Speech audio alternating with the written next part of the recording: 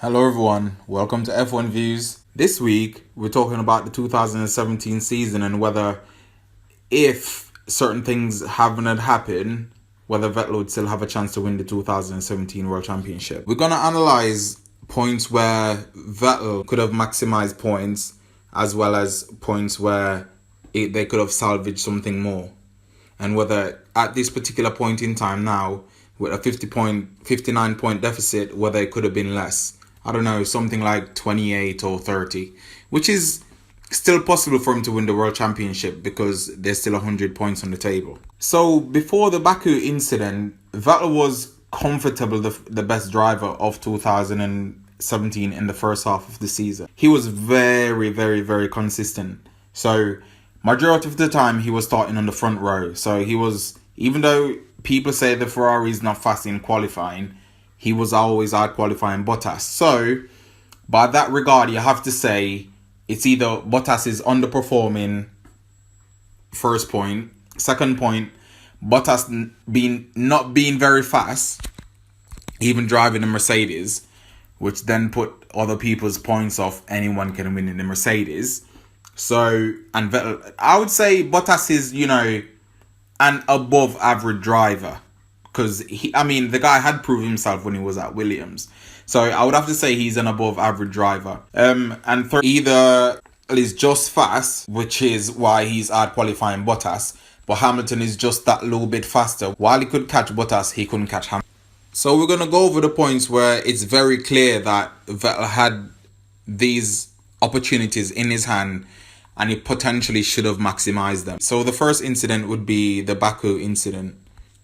So Vettel, before the safety car and all that, Vettel was running comfortable behind Hamilton in second place. Then, I don't need to talk about all what happened because everyone's seen the race. Everyone went back and watched the replay or whatnot. So the safety car comes out, Hamilton slows down. Vettel hit the back of Hamilton, then drive to the side of him, hit his car, a little bumper car action. Then he got a 10-second stop and go penalty for that. So in this instance, because Hamilton then had to change his headrest, which then would relegate Hamilton from first place.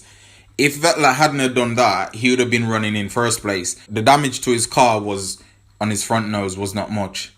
So he could have definitely continued within the race and definitely managed to take the win. That cost Vettel 13 points. So 13 points off 59 leave 46 points. The other instance where I felt like Vettel should have definitely maximized his potential is Spa. And I know a lot of people will say, oh, but Hamilton had the faster car, so Vettel couldn't overtake him. I'm not buying it, and I'll tell you why.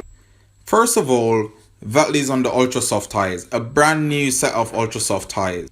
Second of all, Hamilton has a tyre that is 2 times harder than Vettel's tyre. So it's easy for Vettel to drive faster than Hamilton through the corners, all that sort of stuff. He has a lot more grip. The cars are low on fuel because it's towards the end of the race. I think it was like 10 laps left or something like that. So all the advantages plays into Vettel's hands. Same incident again. They start behind the safety car. Hamilton pulls off. Vettel comes up behind him. So now Hamilton have a little lock up down at the corner and they're going towards Eau Rouge. Vettel is tucked in behind Hamilton.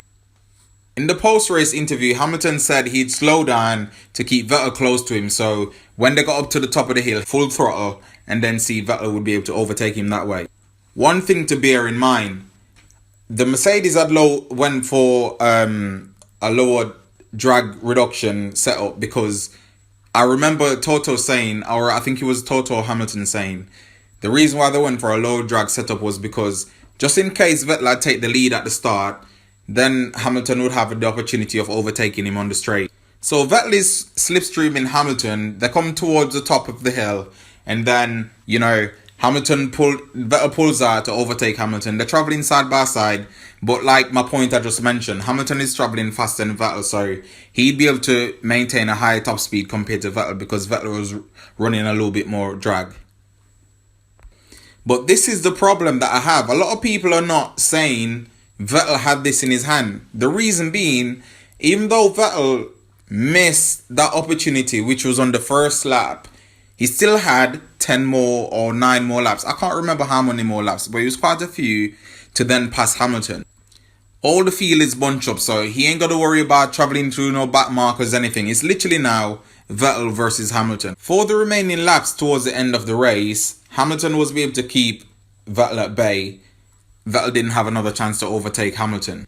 This is why I felt like he should have maximized this race. First of all race, Vettel was running behind Hamilton a second and a half, 2 seconds. So he was literally running in the Mercedes dirty air all of the race, not even damaging his tires. The reason why I say Vettel should have stretched his lead there from 14 to 21 points at Spa is because he's on fresher tires. He should be able to keep in that DRS zone, and because Hamilton is running a lower downforce setup, he wait until DRS is activated again after the safety car, then overtake him there. I mean, if I'm a fan that's just watching it and I'm thinking that, surely Vettel was thinking the same thing too. Okay, I didn't get him on the first lap because of the reasons I just explained, so let me wait until the DRS is enabled, then I will have another go and then I'll try to get him again. So let's reverse the roles now. What about what happened in Spain? Bearing in mind, like, Hamilton was just one softer tire than Vettel.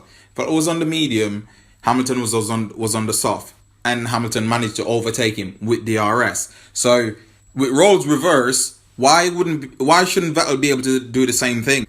Anyway, that's another 7 points there missed for Vettel. So now we're down from 46 points to 39 points because of the first instance, the Baku incident, taking off 13 points there and another 7 again. So now we're down to 39 points. Go to Monza. There was nothing he can do. I think he maximized his package in Monza because the Mercedes was a stronger car there. He came third. He's on the podium. You know, something for the Tifosi to celebrate. Very good. So now we move to the Asian races. First race, Vettel is absolutely mighty around here. Absolutely brilliant pole. You know what I mean? I loved his radio after he got pole. I love when he talks in Italian to the Ferrari team. So, amazing pole. Hamilton's down in 5th. Vettel gets an alright start. Max get a better start than him, but Kimi had a blazing start. Kimi overtook Max. You know, I think he cuts in a little bit too quick. He then his rear wheel hit Max's front wheel. He hits the side of Vettel's car, and all three of them went off in the first car. He should have went into that race with a little precaution, because at the end of the day, it's not the first time that him and Max had been playing bumper cars, you know what I mean? Like getting close to each other, like up close and personal. So he should know, for whatever reason, that Max was going to go into that corner 100%, no backing out. I mean, that is who Max Verstappen is. So let's replay the roles now then. Say the same thing happened. Vettel started, Max get a better start than Vettel. Vettel didn't cut over so hard on Max to squeeze him. You know, Kimi then have a lot more space to run into the first corner, and Kimi took the lead at the start because he had such an amazing start. He probably would have been in the lead. Vettel is still in front of Hamilton at this particular point. Ferrari would have worked some magic for somehow to get Vettel in front of Kimi. It didn't happen that way, and you know, that's another 25 points lost there for Vettel. So in my calculation so far, Vettel had lost 25 points plus 7, so that's 32, and another 13 points in Baku, which makes it to 45. So this far, this is what I've calculated. 59 minus the 13 in Baku, minus the 7 at Spa, minus a potentially another 13 in Singapore, because potentially Hamilton would have finished 4th. At the end of the day, people can make mistakes, but these are all things where Vettel had control of and potentially should have maximized. So at this particular point, even with a DNF, Vettel should be 26 points behind. But comment and let me know what you think.